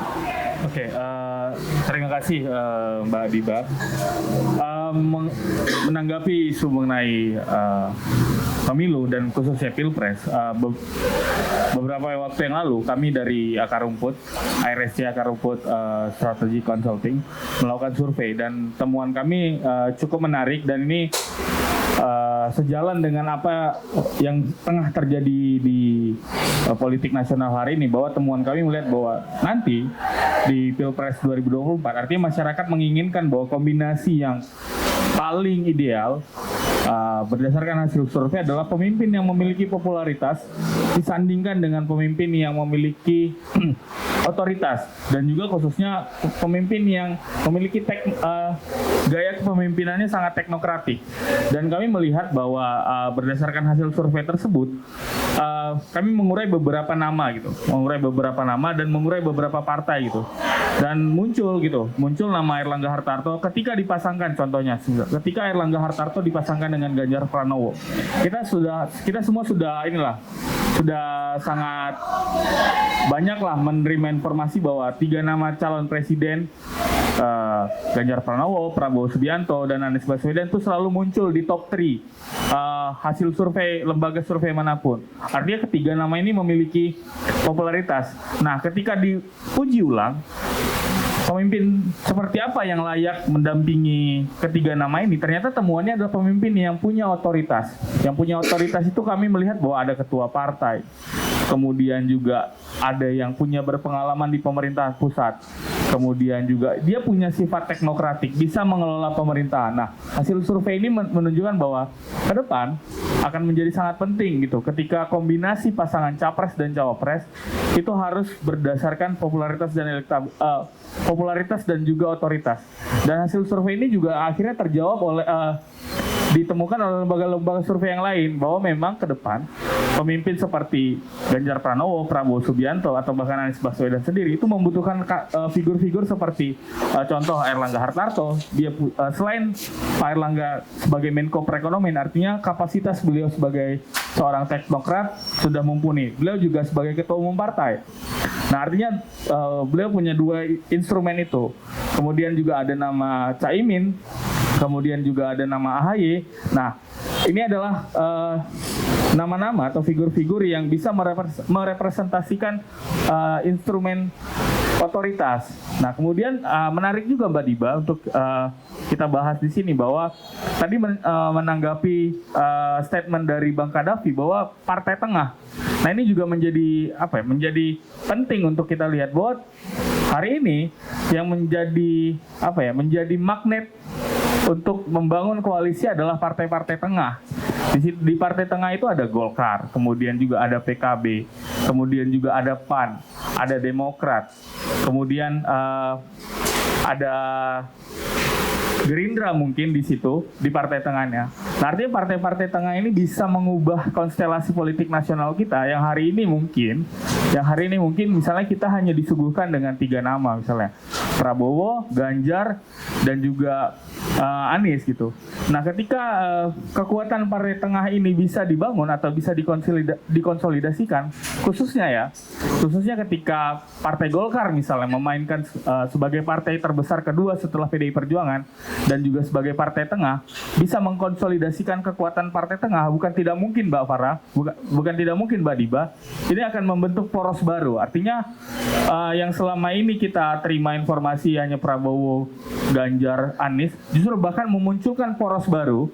Nah, ini menjadi menarik untuk sebenarnya partai tengah inilah yang nanti akan banyak ibaratnya bermain secara percaturan politik nasional kita, di samping misalnya PDI Perjuangan dan Gerindra yang PDI Perjuangan yang mungkin tidak perlu untuk berkoalisi katakan, tapi ya kita sudah tahu misalnya PDI Perjuangan sudah bekerja sama dengan P3 maupun Perindo. Artinya secara komposisi dalam menghadapi Pilpres 2024 nanti, artinya masih banyak kemungkinan dan kemungkinan itu akan ditentukan oleh poros tengah ini, partai-partai tengah ini.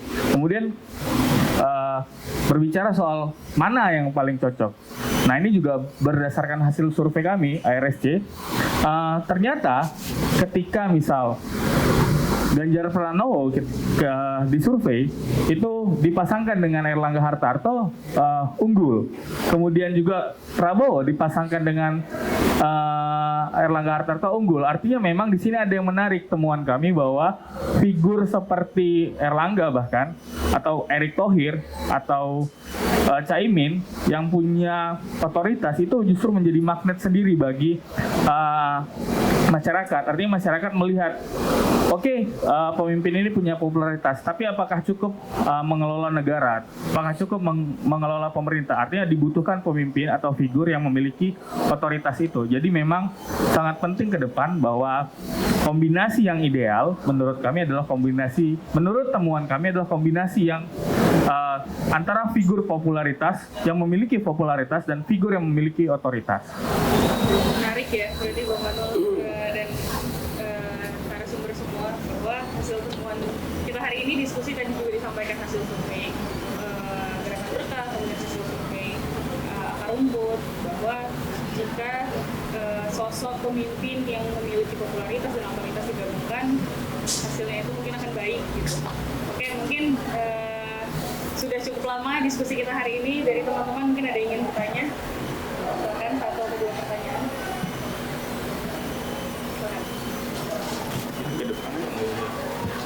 Halo, perkenalkan nama saya Erlangga. Coba namanya? Erlangga. Erlangga. Sama dong. Saya mahasiswa yang kebetulan juga sebagai akademisi adalah di mana kita harus bersifat netral dan independen. Saya ingin mempertanyakan bahwa bagaimana sikap politik Partai Golkar ketika melihat ada siklus atau situasi yang nantinya mengacu kepada politik identitas dalam artian membawa unsur SARA. Yang kami sebagai anak muda, yang kami mau adalah bagaimana kami memandang sebuah partai politik sebagai hal yang bisa membawa aspirasi-aspirasi kami ke depannya nantinya. Karena mau tidak mau, berdasarkan hasil 60% di pemilu 2024 nanti, 60%-nya adalah suara pemilih pemula dan 40%-nya adalah golongan lama. Yang kami harapkan di sini bagaimana golongan, dalam tanda kutip, golongan tua dan golongan muda bisa menjadi satu pemikiran, namun ketika berbeda pendapat itu tidak menghasilkan yang namanya perseteruan atau bahkan mengakibatkan perpecahan. Mungkin ke Bang Kadafi dulu, bagaimana Bang sikap Partai Golkar ketika ada hal-hal yang intoleran seperti itu? Terima kasih. Baik, terima kasih pertanyaan dari Bung Erlangga. Ya, sangat menarik ya. Yang pertama itu begini, saya ingin sebelum saya jawab pertanyaan itu terkait dengan politik identitas. Jadi ini membangkitkan lagi ingatan saya. dulu sebelum saya di Golkar ya sama lah kayak teman-teman ini, saya juga aktivis mahasiswa dulu bahkan gitu. Nah, ini kutukan sejarah sebetulnya. Saya ini salah satu kelompok di Bali itu yang sering mendemo Golkar itu, minta dibubarkan partai Golkar itu. Nah, ini menarik. Karena apa itu? Menurut pandangan kami pada waktu itu ya, zaman mahasiswa itu ya Orde Baru sudah jatuh, tapi mesinnya masih ada.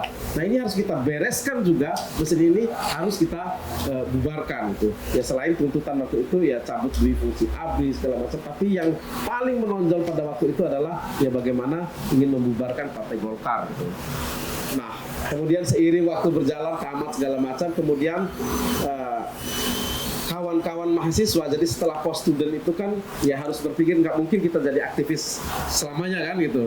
Nah, jadi oke, ada yang di media, ada yang di LSM, ada yang jadi akademisi, bahkan ada yang di politik gitu. Ya pertanyaannya ketika gitu saya masuk di segmen politik itu kemana ini gitu.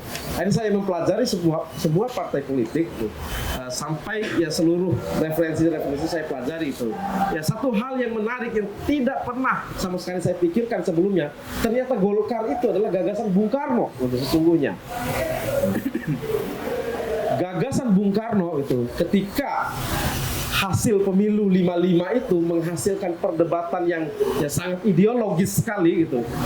Orang gontok-gontokan gitu sampai akhirnya parlemen dibubarkan oleh Bung Karno itu karena golongan kiri, golongan kanan itu perdebatan antara itu. Yang golongan kanan katakanlah ya yang paling cocok itu kita itu kembali ke Piagam Jakarta, kembalikan Undang-Undang Dasar itu dengan kalimat negara berdasarkan ketuhanan yang Maha Esa dan kewajiban menjalankan syariat Islam bagi pemeluknya. Tapi bagi kelompok kiri, kelompok komunis, sosialis, ya yang paling cocok kita itu adalah komunis karena kultur masyarakat kita itu komunal segala macam lah.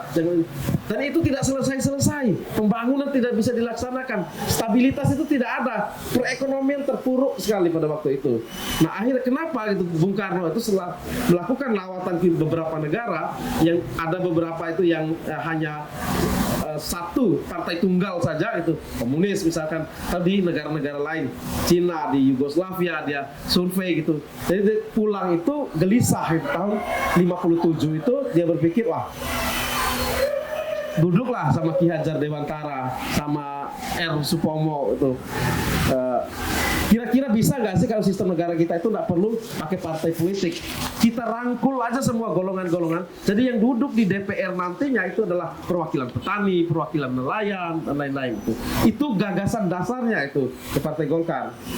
Nah, oleh Golkar pada waktu itu dicetuslah namanya apa itu, kelompok apa nih, kita namakan sebagai kelompok fungsional, jadi kita bubarkan atau istilahnya itu di bukunya David Reeve itu ya Bung Karno ingin menguburkan partai politik tapi ingin membangkitkan kelompok fungsional tadi itu. Jadi cukuplah dirangkul semua itu. Nah, kira-kira kalau pakai nama golongan fungsional itu terlalu asing. Apa yang paling bagus? Oh ya kira-kira ya karya lah.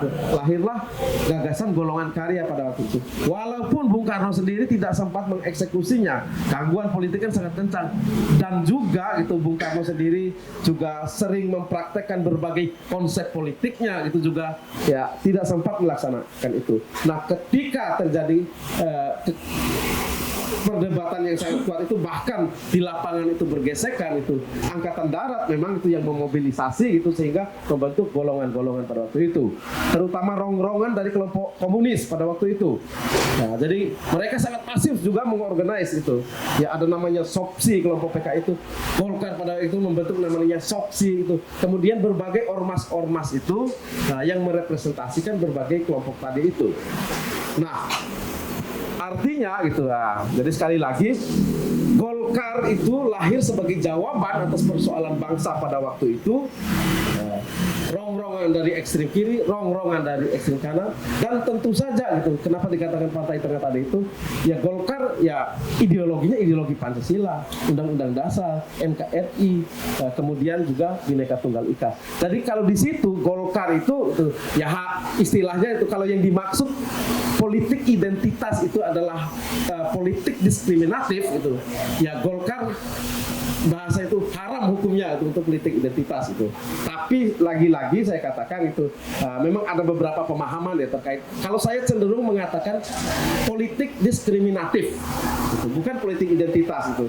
Karena ya mau tidak mau sebetulnya kalau identitas itu kan warnanya, kelompoknya boleh-boleh saja gitu dia mengatakan misalkan ya sesama petani ya pilihlah sebagai perwakilan petani misalkan itu juga kan identitas itu.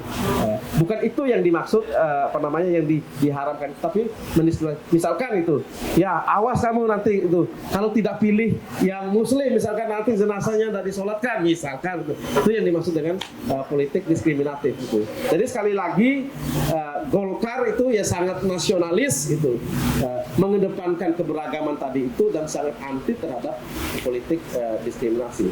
Nah untuk itu saya pikir ya ke depan juga itu bagi teman-teman anak-anak muda ini ya bolehlah gitu. Sebelum memilih partai politik, saya yakin anak-anak muda ini silakan lakukan riset dulu lah gitu. Baik dalam memilih atau nantinya itu ketika juga memutuskan untuk terjun di dunia politik yang mana nih asiknya gitu. Kalau saya gitu yang punya masa lalu yang sangat kelam dengan Golkar itu bahkan dulu dikejar-kejar oleh di UNUT itu. Jadi Satgas Golkar itu ngejar-ngejar kita itu sudah kayak nyari maling aja dulu gitu. Berhadapan-hadapan secara fisik gitu. Tapi ya itulah. Saya pikir ini adalah pilihan ideologis, argumentasi ideologis saya dan juga ya tentunya argumentasi secara politiknya. Peluangnya kemana sih? Itu saya pikir ya di Golkar lah peluang. Kira-kira begitu, Bung Erlangga. Ada lagi? Mungkin ada lagi yang ingin bertanya?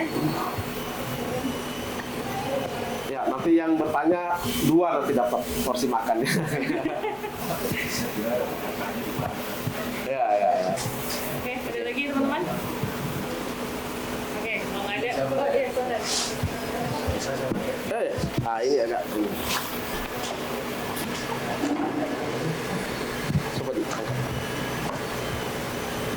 Selamat sore Bapak-Bapak yang ada di depan saya. Mohon izin, mohon maaf sebelum saya pakai celana pendek, mengurangi rasa hormat sebelumnya.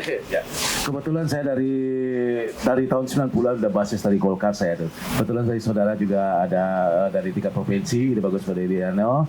Saya bukan untuk bertanya, tapi saya untuk mengasih masukan tentang di pariwisata. Kebetulan saya udah 25 tahun di tentang pariwisata. Nah, kalau di pariwisata Bali yang maju itu adalah tentang MICE. MICE kepanjangan adalah Meeting, Incentive, Convention, dan Exhibition. Itu adalah yang pertama. Tanpa ada MICE, pariwisata Bali tidak bakalan selalu maju. Itu pertanyaan saya sebelumnya, gitu loh. Kalau saya di bidang pariwisata sudah lama saya itu. Izin, mohon maaf. Kalau mengenai tentang kapal pesiar yang seperti saya mendengar tentang pembicaraan Bapak seperti itu, saya tuh melihat tentang kapal pesiar. Kalau tanpa ada teman untuk memasuk kapal pesiar itu tidak bakalan bisa. Harus pakai uang. Itu intinya. Tanpa partai pun itu pasti akan harus uang. Saya contoh yang ada aslinya, itu adalah mengenai saudara saya. Dia itu mengenai tentang kapal pesiar. Dia punya teman dari diajarin tentang surfing itu masuk kapal pesiar tanpa uang sepeser pun tanpa uang. Dia masuk seperti itu. Izin mohon maaf sebelumnya. Kelungkung Semarapura Kirang Langkung Naskang Renal Senampura nggih.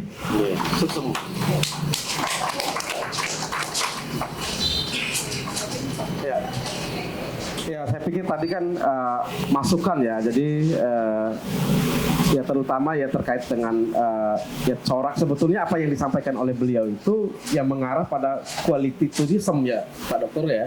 Tuh, jadi agar yang datang itu ya tidak sekedar karena dia bule gitu, kemudian kita melihat wah ini dewa dolar ini gitu. Ternyata lebih banyak justru yang bikin kekacauan itu.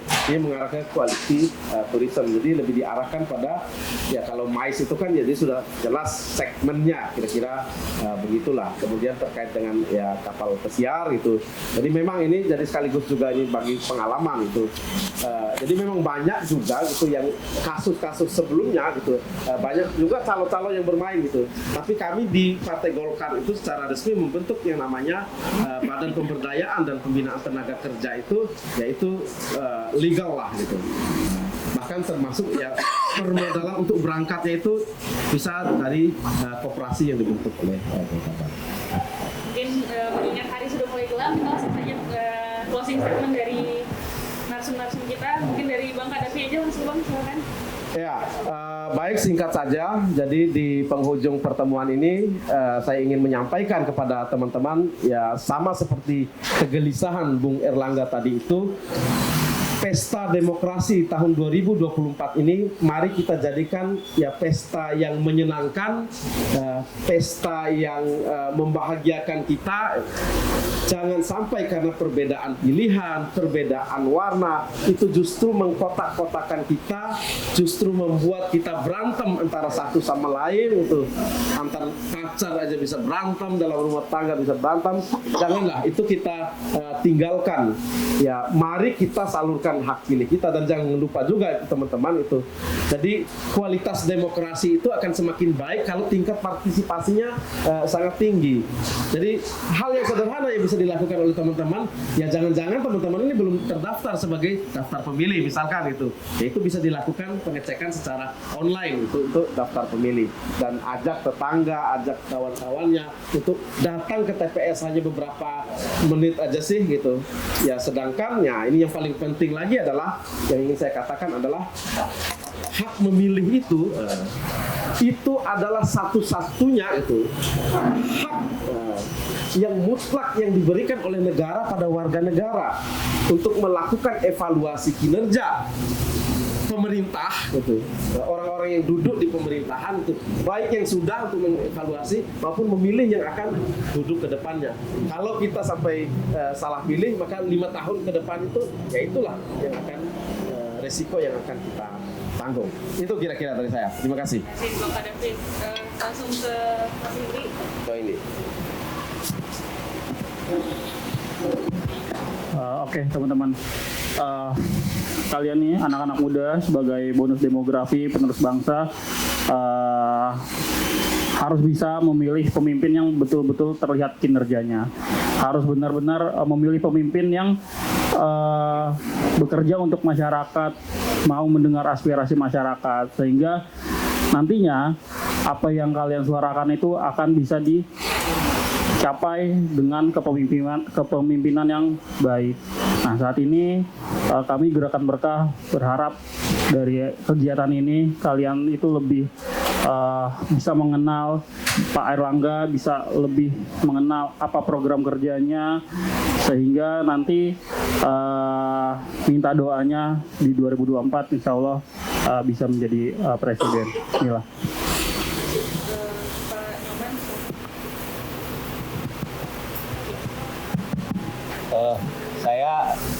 Karena saya juga orang Bali, kemudian juga saya mengikuti hal-hal yang disampaikan orang luar terhadap Bali. Ada kemarin yang viral itu orang asing, ada yang dari Italia, ya dari Australia juga segala macam. Mereka yang peduli, yang kemudian sayang kepada Bali ini, mereka sangat gelisah tentang Bali ini. Kenapa Bali dijual murah, kenapa Bali diobral, dan kenapa turis-turis yang itu dikasih merusak Bali. Orang luar loh ya yang menyampaikan itu. Artinya mestinya kita juga bisa menyayangi Bali, dan kenapa kita tidak buat Bali ini adalah prestise dan kita jual lebih mahal. Kita mencari turis yang berkualitas yang bisa menjaga Bali. Yang lain, negara-negara maju, salah satunya itu adalah Jepang, itu sekarang itu adalah perkembangan industrinya adalah 5.0. Tidak lagi modernisasi, tapi adalah postmodernism dia sebut itu. Adalah kembali ke kearifan lokal. Tapi temannya Bali ini sebetulnya sudah ada kearifan lokal dari dulu. Kenapa kita kejar yang tidak ada itu? Kenapa kita kejar hal-hal yang abstrak itu? Sedangkan Bali, Indonesia sudah mempunyai kearifan lokal. Kita senang mempunyai pemimpin Pak Jokowi dan kabinetnya ini mempertahankan heterogenitas, mempertahankan multikulturalisme. Kita harus jaga juga. Ada ucapan salah satu manajer kemarin ketika konferensi di Singapura. Bali ini adalah creative of God. Ini ciptaan Tuhan ini. Ada seni, ada budaya, ada alam yang indah segala macam ini. Itu tidak mungkin ditiru. Orang bisa mengatakan Bali 1 boleh 2 akan diciptakan itu, tapi tidak mungkin sama persis dengan Bali. Mari kita jaga Bali, mari kita jaga Indonesia. Bali adalah kekayaan Indonesia, Bali adalah keunggulan Indonesia juga. Bali hebat, Indonesia pasti akan hebat juga. Nah, oleh karena itu cari pemimpin yang bisa menjaga Indonesia, heterogenitas multikultural, dan juga sekaligus menjaga ekonomi Bali, ekonomi Indonesia. Terima kasih. Bang Manul, yang ditunggu-tunggu, silahkan Bang. Oke, terima kasih. Mungkin ini closing statement dari saya bahwa ke depan bahwa menjadi penting untuk kita semua sebagai anak bangsa bahwa ke depan isu bonus demografi, isu perubahan iklim, kemudian juga kita sebagai negara yang besar harus bisa keluar dari jebakan middle income trap atau jebakan kelas menengah.